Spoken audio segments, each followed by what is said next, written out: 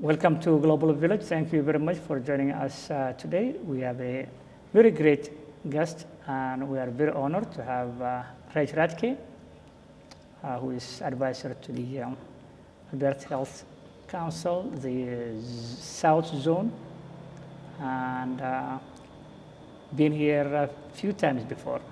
Welcome to the program, Raj. Thank you. It's good to be here. Yeah, I think everybody knows you, so there is no need of talking about the history. Tell us a little bit about Alberta Healthy Council South Zone. Okay. So first of all, I am a member of the Palliser Triangle Health Advisory Council. Okay. And that is about 12 people from southeastern Alberta. Brooks, Bow Island, Medicine Hat, Oyen, Red Cliff, and other areas in that area. And we provide advice to Alberta Health Services based on input and feedback that we get from the communities we live in. The other member on that council from our local community here is Mayor Barry Morishita. We're part of the South Zone, and so there's another advisory council in Lethbridge and Cardston and Tabor on the west side, but under the Alberta Health Services administrative structure, there's just the South Zone, and there's about 6 zones in the province, and so they all have their separate administrative structures. But the council that I'm on is for southeastern Alberta. Okay. So there are 5 zones in Alberta then? I think so, yes. 5 or 6. Okay, something like that. Okay, but you are on the South Zone. Yes. Okay. So Barry Morishita, what about the mayor in Medicine Hat then? No, there's other people in Medicine Hat that are on the council, but not the mayor. Oh, okay. So from here is you and Mayor Barry Morishita? Yes, yeah. Okay, no, that is, and you meet every month or every 2 months? We meet every month, except not through July and August. Oh, summertime. Yeah, and the meetings rotate between Medicine Hat, Bazzano, Oyen, Bow Island, Brooks. Yeah. Oh, okay, no, that's very good. You were one of the first VIP people who watched that the program that we had, Sherbrooke to Brooks. Yes. So what was your impression after watching that documentary of Sherbrooke to Brooks? What did you learn about it? I thought it was a good documentary. The National Film Board of Canada has a great reputation for making those kind of documentaries, telling stories. It was interesting to follow the life of a few people as they settled in Sherbrooke in Quebec and found some challenges and then moved out to Brooks for employment, and all of the challenges and issues they faced in terms of housing and health and family relations. And so I thought it was very good that way. It told a really good story and gave me an appreciation for the challenges that newcomers face as they try to find a new job and try to establish and live in a community. Yeah, so many things that you take granted. Absolutely, yes, absolutely. From just winter clothing to health problems. What do they do to find health care? What do they do for income, and how do they pay their rent and find jobs, and all of those things. It's very much a struggle, and that is a huge part of surviving in unknown territory. Yeah. Yes. Yeah, and that is what. So I hope those people who watch will have the empathy. Yeah, I think it was a good story. Well told, yes. That's good. The other one that I like to touch base is the local immigrant partnership. Okay. you want to touch base and talk about what local immigrant partnership stands for. Yes. The Brooks Local Immigration Partnership, or Brooks LIP, sometimes as it's called, was started in Brooks here in fall of 2015, about October 2015. For several years before that, a group of people that had been meeting about immigrant advisory services and so on thought that it would be a good idea to apply for this funding from the federal government to help coordinate immigrant services in Brooks. So the community received that funding, and we started formally, say, in October 2015. We hired a coordinator, and we established a council.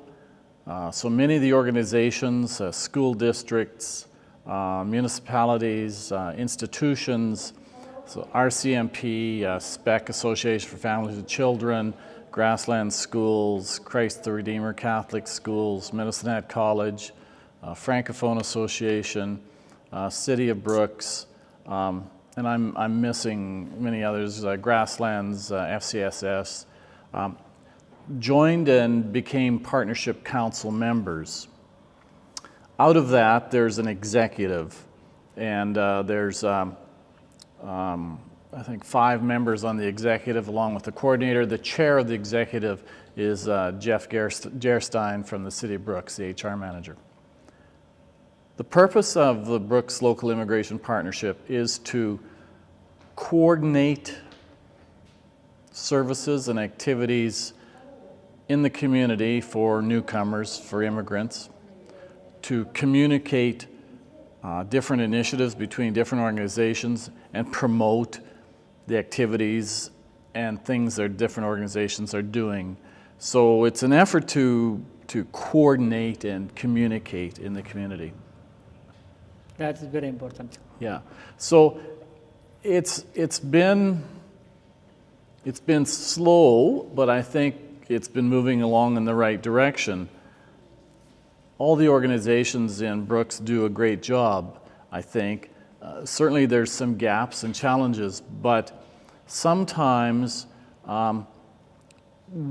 each organization or institution doesn't know exactly what the other one's doing, or for the newcomers, immigrants, they don't know where to go for services or who can help them or what services are there. So one of the jobs of the Local Immigration Partnership is to communicate, is to coordinate and to bring that communication together. Another part of it is that the federal government who funds this is very interested in efficiencies. We all know that there's only so much of budget and government money, and we all know how much taxes we pay, and it's hard to find new resources. And so the government is committed to trying to make sure that the dollars they put into the community, the federal dollars, go the furthest that they can, and that there's no duplication of services and programs. So the Brooks Local Immigration Partnership Council is helping to coordinate that local conversation and that local discussion to make sure that there isn't duplication and that there's maximum partnership and maximum cooperation. No, that's I think the vision is good, and I think that the gap can be narrowed if you have someone coordinating the efforts from other organizations. Yeah. So I think we're just in the process, the Partnership Council is just in the process of finalizing funding for the next 3 years, and I think it is a good initiative and it will benefit the community. It takes a little bit of time for everybody to kind of come together, to work together, and to cooperate and be on the same page. And secondly, or whatever, the other important part of this Partnership Council is the formation of an immigrant advisory group. So too often, organizations or agencies provide services to immigrants without asking the immigrants what they need or the newcomers what they need. So there is a beginning of an immigrant advisor group, and that will be a separate group that will be part of the council and provide input into the council. No, that's, I think that's a good, that is what Shannon started one Yeah, time. and for anyone watching this video, if you're a newcomer or an immigrant and you're interested in participating in the advisor group, just get a hold of the Brooks Local Immigration Partnership. You can find it on their website by that name, or contact the chair, Jeff Gerstein. Jeff Pearson, yeah. Or there is a, you can send an email from the website. Yes, yes, Yeah, you can send and talk about your interests, and they will get back to you. yes. Jeff will get back to you, I think. So, what do you think? You've been here a long time. You know the community, both the immigrant population, the newcomers, new Canadians. I'm having difficult to select one name because there are too many names. Newcomer, immigrant, new Canadians, and the host, which is the long-term residents of the area.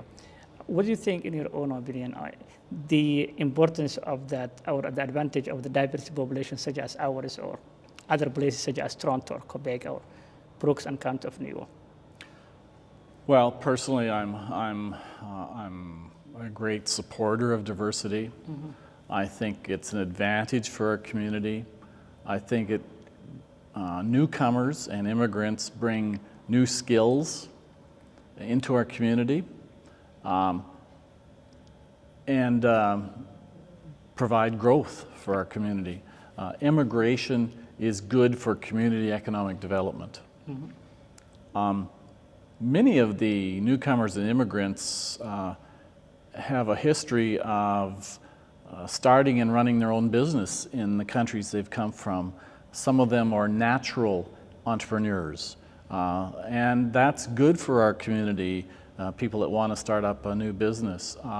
People that come with great technical and education backgrounds. Others newcomers and immigrants come here very motivated to work and fill a role in the labor in our community. So I just think that the diversity is great for our community. Yeah, the having a diversity, I think, also is a strength. It will add the strength of the population. It will add the strength of a positive outcome of the economic growth of the area, and so on. The other one is encouraging also the newcomers to get involved, for example, in volunteers, or encourage them to be part of this initiative. You mentioned having a advisory group of immigrants will add a value, but also how we are going to encourage is because their comfort zone they have to leave also, and make sure that that's another one. Well, absolutely. You can say it's a two-way street, Yeah. or you can say that we want to integrate newcomers, but we also, people that have lived here a long time, have to reach out to the newcomers and immigrants. And then we have to make newcomers and immigrants feel welcome to reach out back to us, or to get involved, to participate. And shows like this that Global Village Center is promoting, and other activities that Global Village Center promoting, is great to help engage and integrate and make people feel welcome to say, I want to volunteer, or I want to go to the rodeo, or I want to go to that lunch, or I want to participate in that dance activity, or I'm going to participate in the parade. Need to make people comfortable that they can do and participate in those things. And so it's a mutual reaching out and making people comfortable. For people who have been here a long time, to learn about newcomers, cultures and food and lifestyle, but also for the newcomers and immigrants to ask me and feel comfortable asking me the same thing.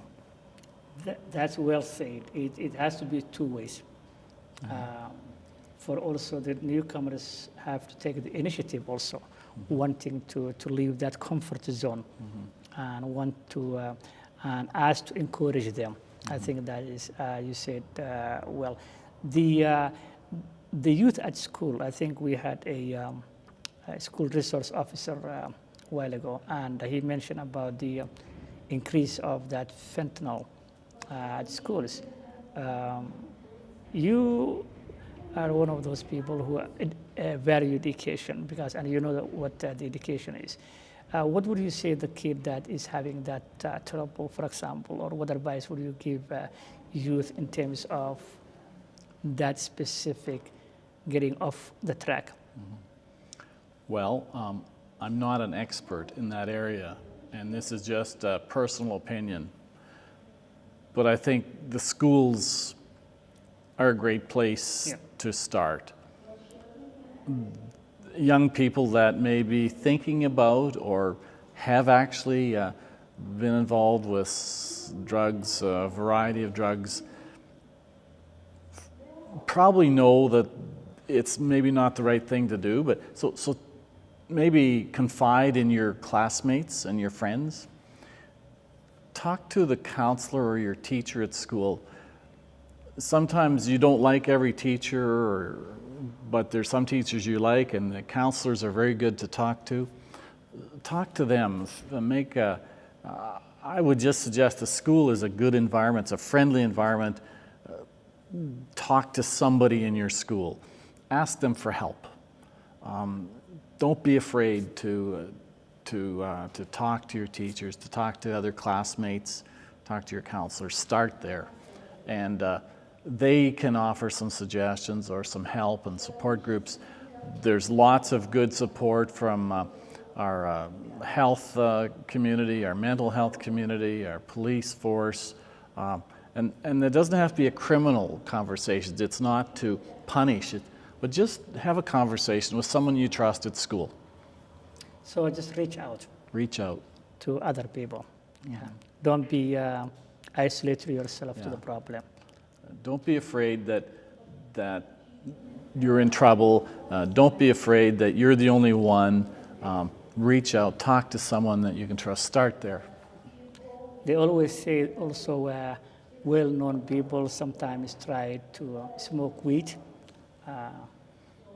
I believe, I'm not mistaken, one was Clinton, one was Obama, one was so. The young generation, what they have experiencing is the same thing what other people experienced in the past. So it's not something to be shy, it's something to be. People need to experiment, try things, and sometimes they make wrong decisions or poor decisions. But don't be afraid. Talk to somebody that you trust. That is the so the 2017, which is the year we are in now. 2016 was a rough year for everybody because, especially Alberta, due to the economic of the oil and all that stuff.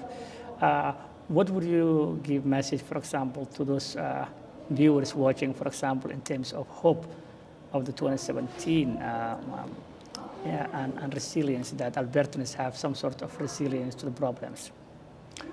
Well, from an economy point of view, it looks like there's some signs of the economy turning around.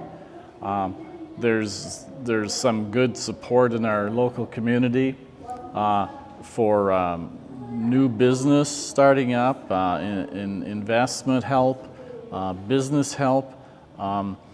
There looks like there's some of the jobs are coming back in the energy industry. And there's a new area of renewable energy, whether it's solar or wind. There's a great many jobs that are coming along with some of that. So I'm hopeful that this is going to be a year when we can kind of turn the corner. That follows the small business from the diversity. As you mentioned, immigrants have experience of doing private business back home. or the countries they originated.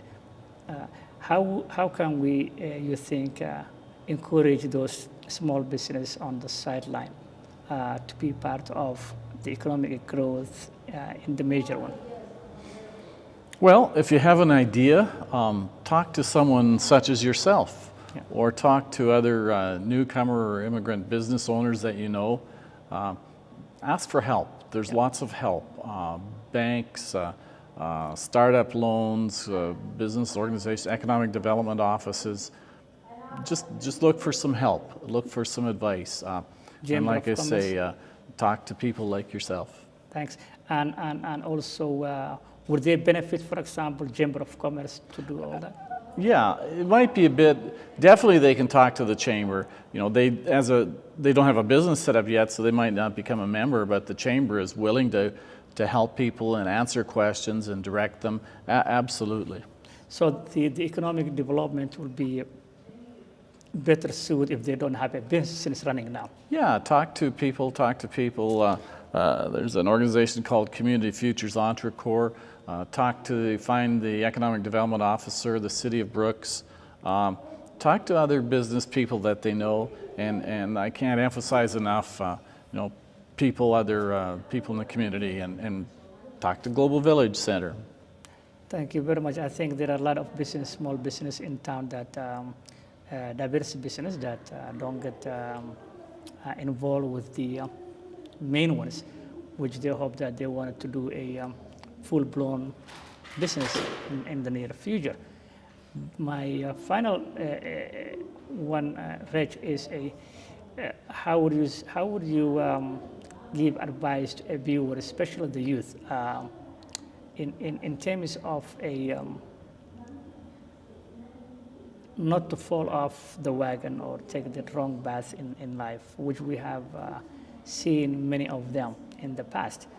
At the same time, continue higher education, because moving forward, education is something that competition will be higher. And sometimes there's ups and downs in life, family issues, etc. But what would be your advice, someone like you who knows the value of education and being many places that education is important? Well, it's difficult, I suppose, my age being gray-haired person. Education is important. It just is. Yeah. It can open so many doors for you, and a high school diploma, a college certificate or diploma, a university degree, it's so easy to carry in your back pocket or in your shirt pocket. You might not do anything related to that particular study, but you'll use it somewhere out in your life. Education just opens doors, so many opportunities that you will have as if you don't continue with education. Try. Sometimes it's a struggle and a challenge. Do the best you can, but keep moving forward. Make sure you finish parts of your education, different levels. So continue education, higher level. Yeah, it's not, all people won't go to university. Some people will go to college. Some people will become apprentices. Some people will start their own business. But it's important to have a base, certainly high school education. And there's so much more opportunity if you can take advantage of some other training and other education after that. Education is great. Education opens doors. And life is a learning process. Absolutely. I'm still learning. There you go. You're still learning, because that's why you are part of that advisory council. So I think life is a learning process, and the higher education you go, the more chance you have. But basic one from the high school is extremely important. Yes. That's what you're saying. Then they can go for trade or higher education in the future.